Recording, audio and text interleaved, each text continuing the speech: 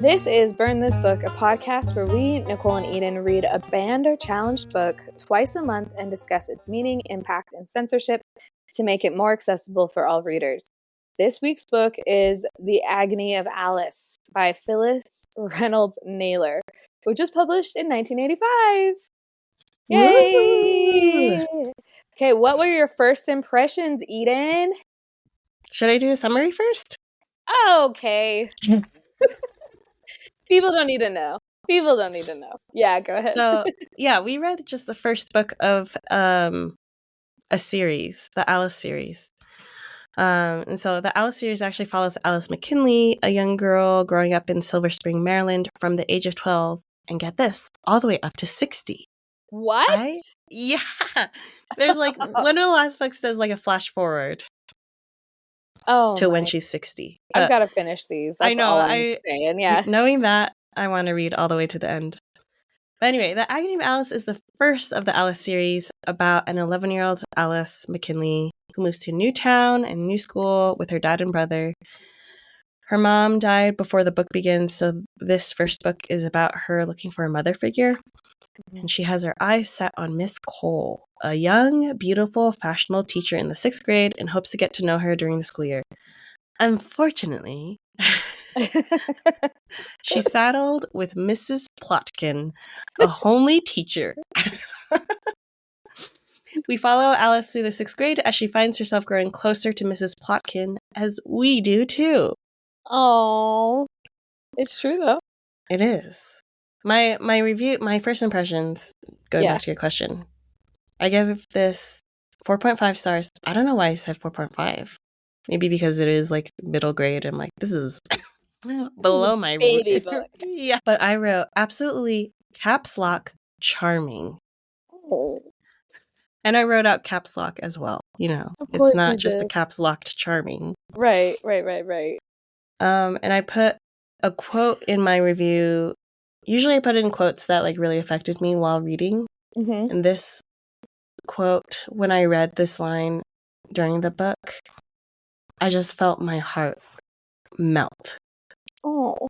And the quote was, this is Alice at the end of it, because she realizes that like Miss Cole is more superficial. And Mrs. Plotkin is just like so loving and kind, mm-hmm. and like never had children of her own. And even at the end of the school year, she told Alice, like, I never had kids, but like I like to think of you as a daughter that I never had. Mm-hmm. And like as Alice gets to know Mrs. Plotkins, they realize that they lived in next door states. So this was the quote that got me. It said, "It was sort of nice to think that the very years I was living in Illinois, Mrs. Plotkin was right next door in Wisconsin." And it's like such a simple line, mm-hmm. so sweet, but like with everything beforehand, mm-hmm. I just melted. I was Yeah, I agree. Yeah. It was like there were parts of the book it ended in such a way that was very satisfying for me and very wholesome and like beautiful and healing in that same way.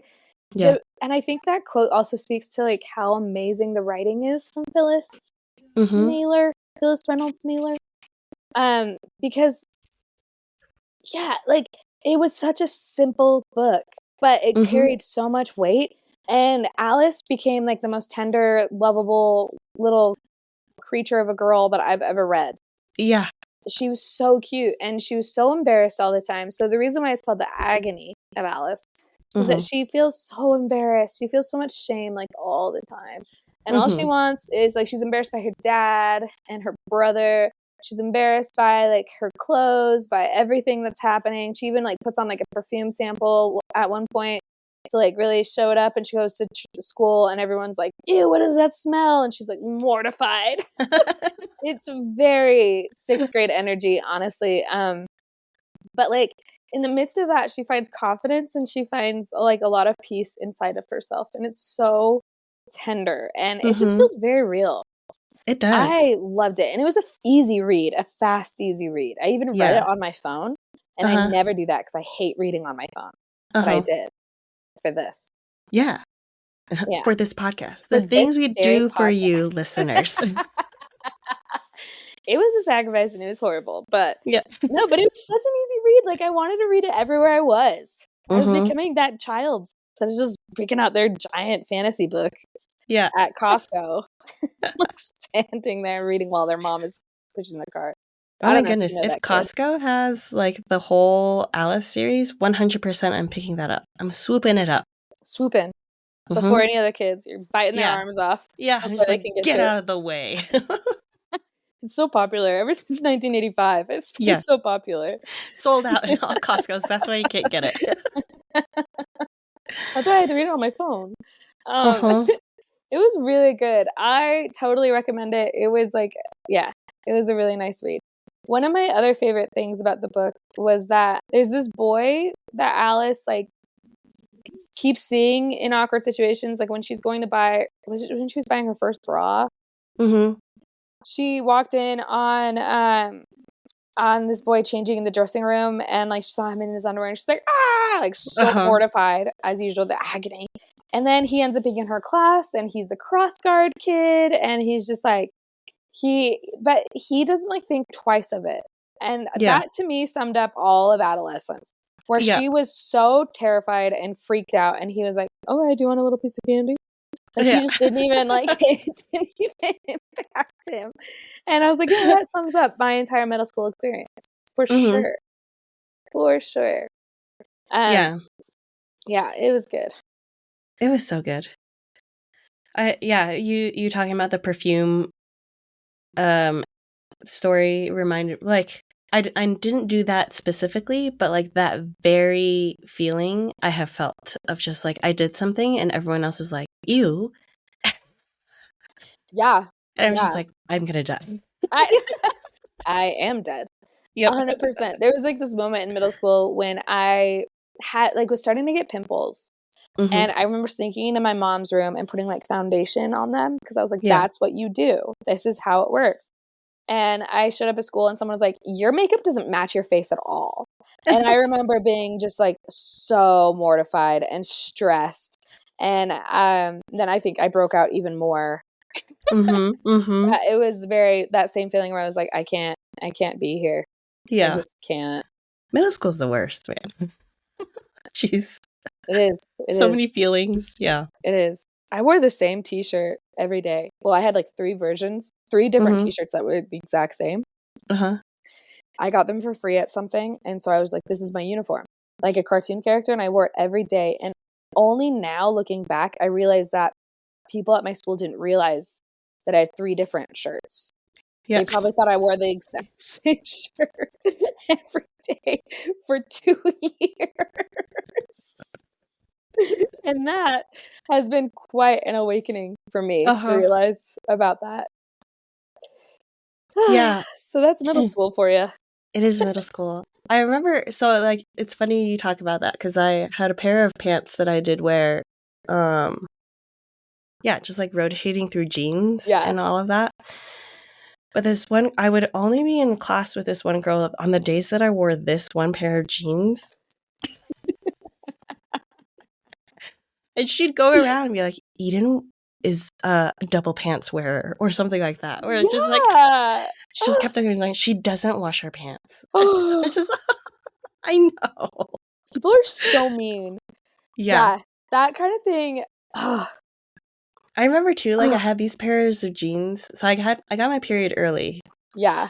And so we middle school period stories. Yeah, keep going. But I had these jeans where there are like little pockets everywhere, and I would just like stuff pads, sanitary pads in them. Because like I didn't want to like reach into my backpack or something to like grab a like neon people would bright know. green. Yeah. Instead he just had like giant marshmallow. And I remember, there was one time I remember I was like sitting at recess and someone was like poking at the pad in my and the button of it popped open and it was just like just like so real though. Like I remember just the act of like getting like tampons and pads out of my backpack was so vulnerable. So I totally get that. Like I was like, they're gonna know. They can never know. Yeah. Exactly. And I can't bring something to the bathroom because then they're gonna think I've got my period. Yeah. No, I did. The other worst was when I was like not using tampons yet, and I would ask people. I'd ask a girl. I'd be like, "Do you have a pad or something?" And she'd hand me a tampon, and I'd be like, "Oh, thanks." And I'd pretend That's like I happened used too. it Yeah. because I was too embarrassed to feel like I don't use those. Yeah, just like rolls and rolls of toilet paper. Yes. So much. So much. Oh, it was man. such a hard time. And like, yeah, the Agony of Alice, it was, yeah, I recommend everyone read it because it'll bring you back to like some pretty mortifying experiences, but also it puts them into perspective that they don't really matter. Yep. Yeah, and I get the teacher thing. Like, okay, I think Phyllis was a little harsh for this, naming the teacher Miss Plotkin. Miss Plotkin, that was making her bigger. unnecessary. Yeah. That was horrible. And yeah, the whole thing. But I think it was really tender because you could like the way Phyllis I'm calling her Phyllis. The way she wrote it was that you got the sense of who Miss Plotkin was very early on, that she was a very tender lady and very wise. And you also got the sense that she knew exactly what Alice was feeling about her early on without making it about her. Yeah. And that was really brilliant writing. Like, we weren't just insular only in Alice's mind and body. You also got an understanding of how her dad felt about Alice without getting into her dad's psyche. Just like, there was just really, really smart choices that Phyllis made in how they interacted and the looks that they made, which told us literally everything. And yeah, I don't know how, like, her world building or whatever was really smart and subtle. And I don't know how I don't get it. I want to study that more because none of it was like, Miss Plotkin was actually a nice lady. She never said that. Yeah. It was, it was just like, she even really describing. Didn't tell. Yeah, she really did. Because, like, we were never in Miss Cole's class. We were just like, we only really interacted with her for the crossing guard club. Yeah. Or whatever. And how she interacted with other students at recess. Yeah. But like Mrs. Plotkin being in her class, I just like 100%. I'm like, this is my favorite teacher. Yeah.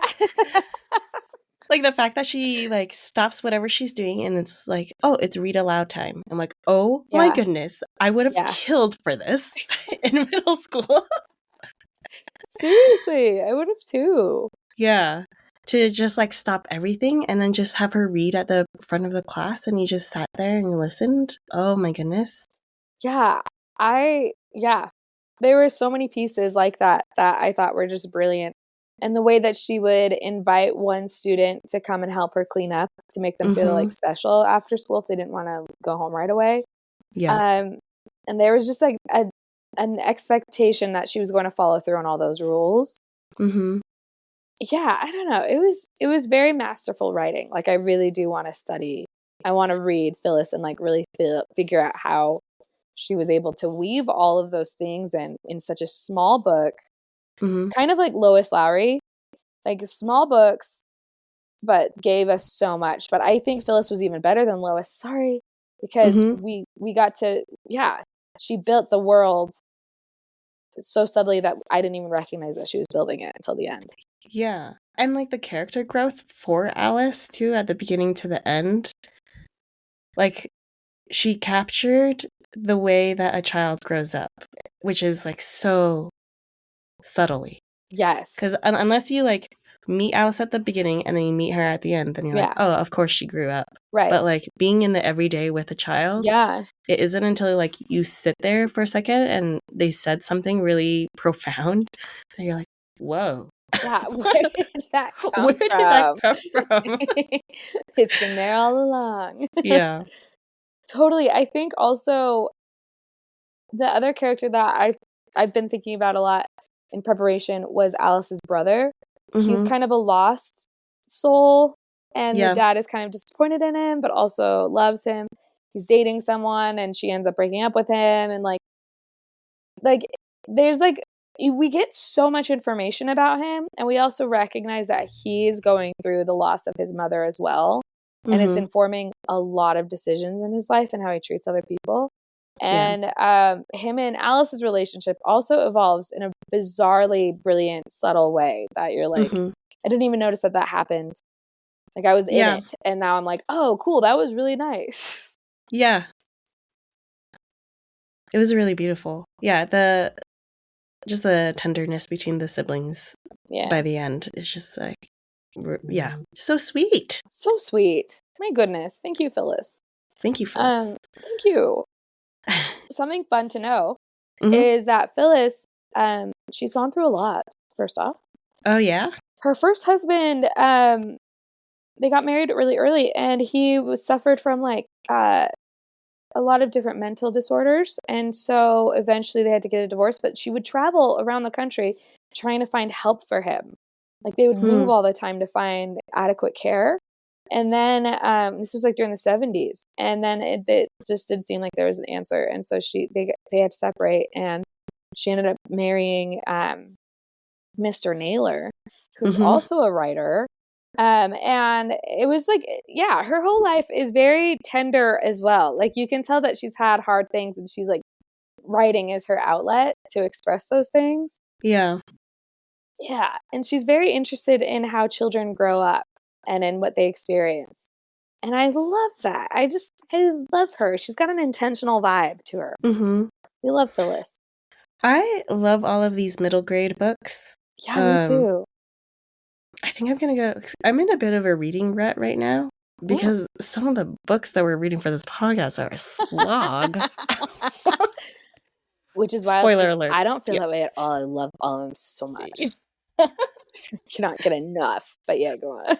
But I think like to get myself out of the reading rut, I think sometimes I have issues with YA, but like middle grade I think is a special age genre. It is. Age range. Yeah. Because it's just like everything is so subtle. It doesn't feel like a lesson. Yeah. Oh, go ahead. Sorry. Oh, the other book that this reminds me of, or like it has similar endearing main characters, is Anne of Green Gables, where at the beginning of Anne of Green Gables, I just found her really annoying and obnoxious. But then like over time, like I don't see it happening, but all of a sudden I'm like, Anne, and like really invested in her. Yeah. Yeah. But yeah, it's just that same thing of watching a girl grow up and really coming to love her. And finding out who she actually is. Yeah. Yeah. I think, this book reminded me, no. But I did just read a middle grade novel that my niece had rented from the library and made me read, and it was really good, and you should read it. It was spooky. What is it called? It's called Small Spaces. It's like a little horror book about... It's in the same realm as R.L. Stine. So. Oh, interesting. I'll cut that out, but you should read it. Small Spaces was a delight. You don't have to cut that out. I'm going to cut it out. Okay. No one else can get that recommendation. I don't want them to know. Okay, so why do we think this is banned? It might not be this particular book, but I imagine part of the series dives into puberty and periods. Right, and we're not allowed to and we can't talk about periods. Women's healthcare should be shameful. We need to hide them in the pockets of our pants. It's disgusting. It's wrong. Women shouldn't have that, and they have to pretend like they don't. I also wonder too if it's just like she doesn't have a mom, so it might be anti-family, I guess, and she's mad at her teacher. I don't know. I think it's very I feel a new cynicism through this podcast that any book that's written by a woman, I just assume is going to be banned. Yeah. Like, I feel like if this was written by a man and the book, and maybe I'm wrong, and I don't want to be like, I don't want to sound like the angry feminist, even though that's clearly what I am. But like, I do, this does seem to be that pattern of like, if it's written by a woman about a girl's unique experience in her body, then it is wrong. And yeah. So I just kind of think because Phyllis is a woman who's writing about a girl, it's banned. Yeah. That's a cynical gal right there for you. Let's look it up. Let's look it up. Let's see.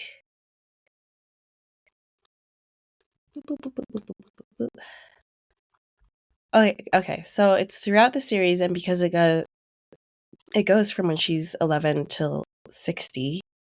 Okay. That's her whole life. She dies at 60? Well, no, probably not her whole life, but like, it's like, I guess people die younger. She was born at 11. Okay.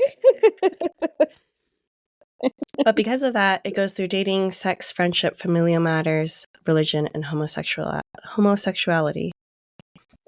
And that is why it's been because it talks about the development through all of that stuff. Yeah, that makes sense. Because it just talks about real things. Yeah, it's just talking about life. That feels right. Yeah. I'd hate to have that be read. I'm glad that this book that made me feel so much love towards, the world is banned because it talked about someone growing up. Yeah. Me too. Ugh, it's so disappointing. What books aren't banned? That should be the podcast. What books aren't banned? We find out what's never been challenged and then read it and see if it's actually interesting. Oh, that'd be super interesting. I don't know if I'm like racking my brain. Let's Google it really quick. Okay. Blah, blah, blah. Okay. People are getting into the semantics of it all. Nothing has actually been banned by the government. Right. Okay. Well, maybe I'll just say what books have never been challenged. Yeah, I love that. Average adult contemporary fiction. James Patterson, Danielle Steele, John Grisham, and the like. Danielle Steele's never been challenged. Who is Danielle Steele? Who is Danielle? Podcast quickly evolves into like just a romance smutty novel podcast. Oh, most likely because Danielle Steele is not in school libraries. Thank you all for listening. Read if you See you next time. I do think a balm for this political climate, because I'm assuming if you're listening to this podcast, you're against censorship. Like real censorship, not the kind that Elon Musk says that everyone's doing to him. If you're listening to this podcast, I assume you're into freedom of expression and the right to read. And I think a big balm right now in this world is, for me, has been reading these middle grade books. It's been really a charming outlet and a remembrance of what actually matters. Yeah, so I highly encourage, as a political statement, start borrowing these books from the library. Also, go to the library and express your love for the library and write your senators, because just seeing the rate we're at, I'm sure that's going to be defunded. Yeah. Or there's going to be a push to have libraries privatized. So write your senators, write your representatives, write everybody to keep these public services public. Yeah. Thank you. Thanks for listening. Catch you next time. Bye. Bye.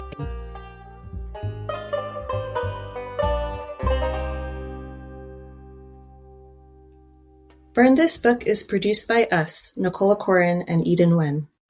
Music by myself, Nicole, and performed by my dad, Frank.